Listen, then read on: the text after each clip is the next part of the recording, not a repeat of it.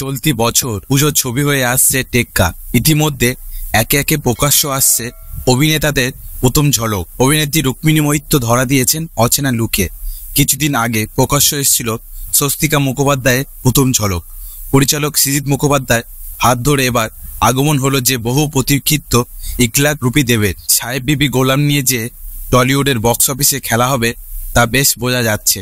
3 টেক্কার লোক দেখে সৃজিত মুখোপাধ্যায় পরিচালিত এই ছবিতে ইগলাক এই ভূমিকায় অভিনয় করতে দেখা যাবে দেবকে। মঙ্গলবার তারই লুক প্রকাশ্য এলো। গতকাল নতুন টেক্কার সামনে আসার আগাম খবর দিয়েছিলেন দেব। সোশ্যাল মিডিয়ায় নিজের এই ঝলক অনুরাগীদের সঙ্গে ভাগ করে নিয়েছেন অভিনেতা। সঙ্গে লিখেছেন, সাহেব বিবি গোলামের দেশের আস্তিনে থাক, এবার পুজো দেখা হচ্ছে টেক্কার সঙ্গে। ওই পোস্টারে তাসের গার্ডের ফ্রেমে দেখা যাচ্ছে দেবকে। পরনে ডরাকাটা শার্ট, উস্কো খুস্কো চুল, হাতে একটা ঝাড়ু আর চোখে একরাশ কৌতূহল নিয়ে দাঁড়িয়ে আছেন অভিনেতা। এর আগেও শুটিং ফ্লোরে থেকে নিজের ঝলক অনুরাগীদের সঙ্গে ভাগ করে নিয়েছিলেন দেব।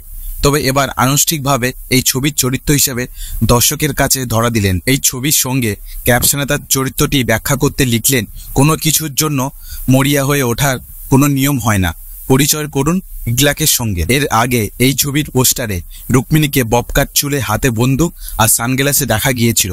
আবার স্বস্তিকায় দেখা গিয়েছিল ছোট চুলে, হাতে খেলনা নিয়ে। প্রসঙ্গ অভিনেতার ঝলক দেখে এই ছবির জন্য মুখিয়ে রয়েছেন অনুরাগীরা। আগামী 8 অক্টোবর প্রেক্ষাগৃহে মুক্তি পেতে চলেছে টেক্কা। তো বন্ধুরা, এরকম সিনেমা সংক্রান্ত বিষয় আপডেট পেতে হলে আমাদের বিট্টু অর্জুনা ইউটিউব চ্যানেলকে সাবস্ক্রাইব করে রাখতে হবে এবং পাশে থাকা বেল আইকনটিকে প্রেস করে রাখতে হবে। দেখা হচ্ছে পরবর্তী একটা ভিডিওতে। সবাই ভালো থাকবেন।